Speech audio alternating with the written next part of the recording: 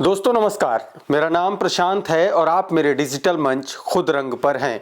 दोस्तों, उत्तर प्रदेश में निकाय चुनाव को लेकर ओबीसी आरक्षण पर छिड़ी जंग फिलहाल कुछ शांत होती दिख रही है, क्योंकि सुप्रीम कोर्ट ने योगी सरकार को फौरी तौर पर राहत दे दी है।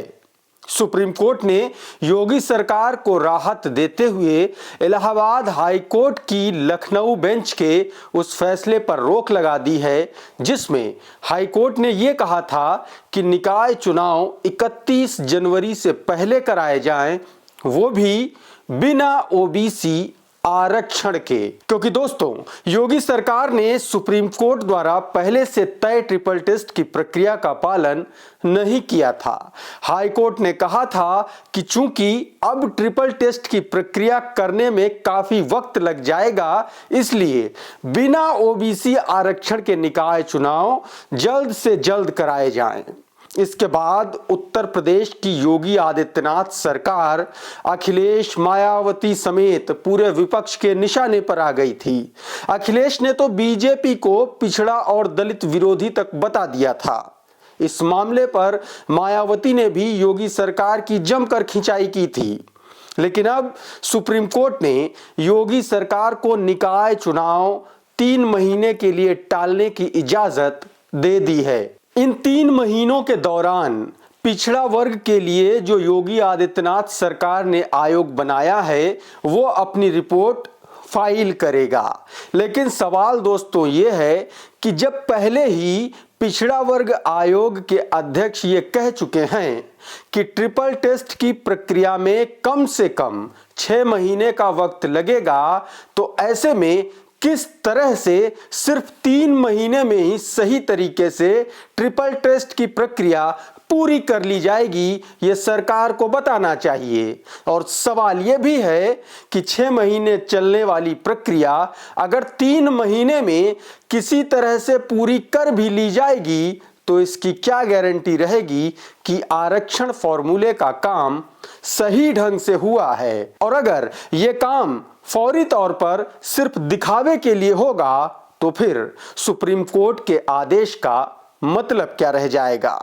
दोस्तों, सबसे पहले आपको यह बताते हैं कि सुप्रीम कोर्ट में सरकार ने अपना क्या पक्ष रखा, क्या बहस हुई, और उसके बाद आगे बात करेंगे।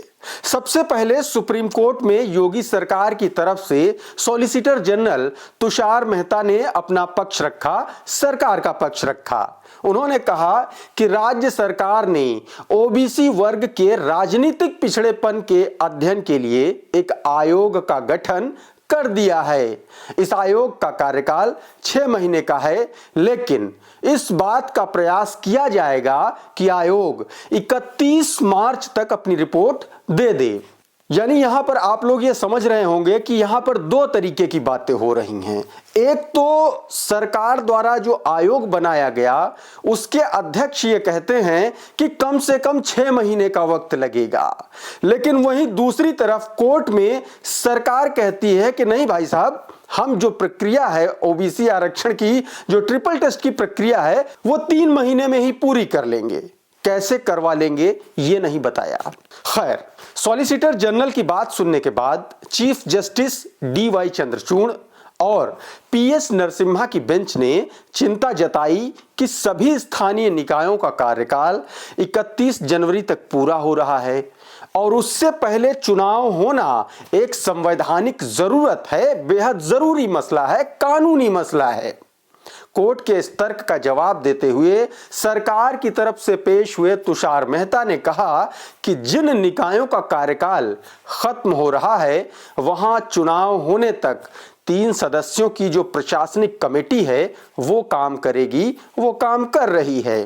इस बात की कानून में व्यवस्था भी है, ये बात तो मानी जा सकती है। इसके बाद सुप्रीम कोर्ट के भीतर लगभग 10 मिनट तक इस केस पर सुनवाई चली और कोर्ट ने हाई कोर्ट के उस फैसले पर रोक लगा दी, फौरी तौर पर रोक लगा दी, जिसमें उसने ये कहा था कि चुनाव बिना आरक्षण के जनवरी में ही करा लिए जाएं। साथ ही सुप्रीम कोर्ट ने सभी पक्षों को एक नोटिस भी जारी किया है और इसमें यह कहा गया है कि ओबीसी आरक्षण पर सभी पक्ष 3 हफ्ते के भीतर सुनवाई के लिए मौजूद रहें, उपस्थित रहें। कोर्ट ने 3 हफ्ते का टाइम दिया है।